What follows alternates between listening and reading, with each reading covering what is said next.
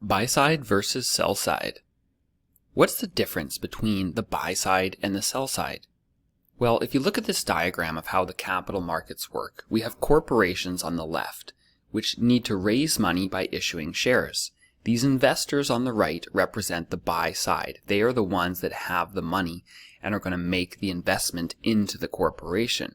Then in the center, we have the sell side, which represents the banks or the firms that have relationships between the corporations on the left and the investors on the right.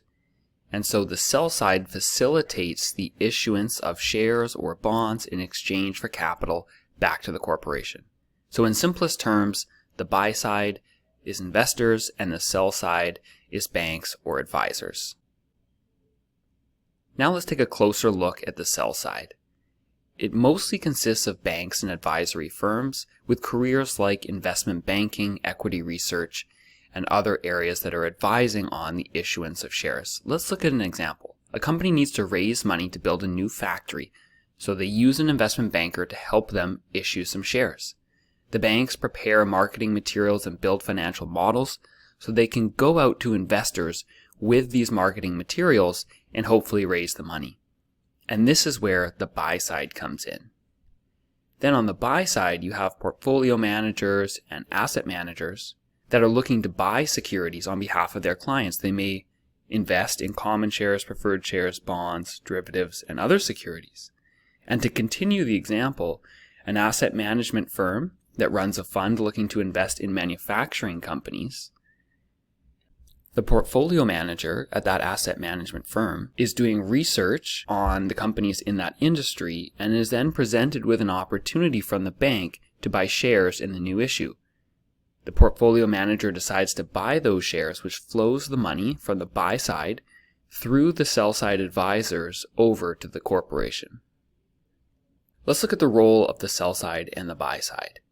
Let's look at how each of them operate their business. The sell side advises corporations on major transactions, such as capital raising, mergers and acquisitions, and similar transactions.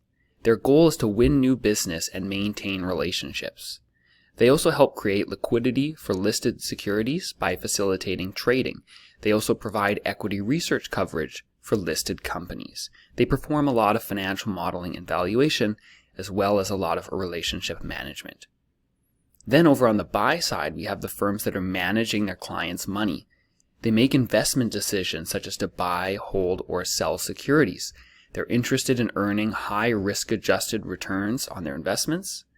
They perform their own research and their own analysis. They also perform financial modeling and valuation, and their goal is to grow their assets under management and earn a combination of management fees and actual growth in assets under management.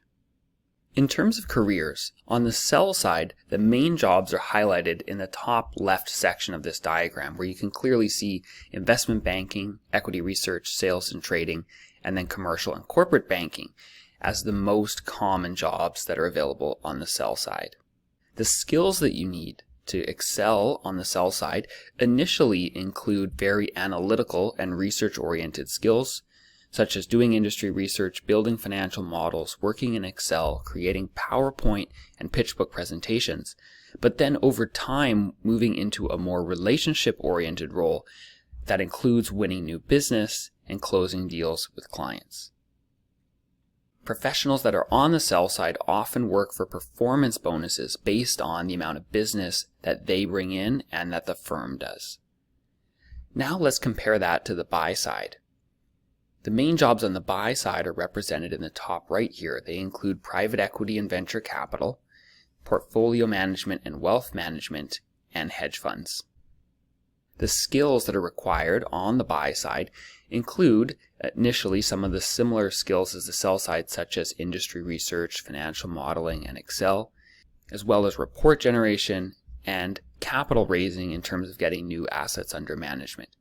Broadly speaking, though, the sell side is more sales-oriented and the buy side is more research-oriented.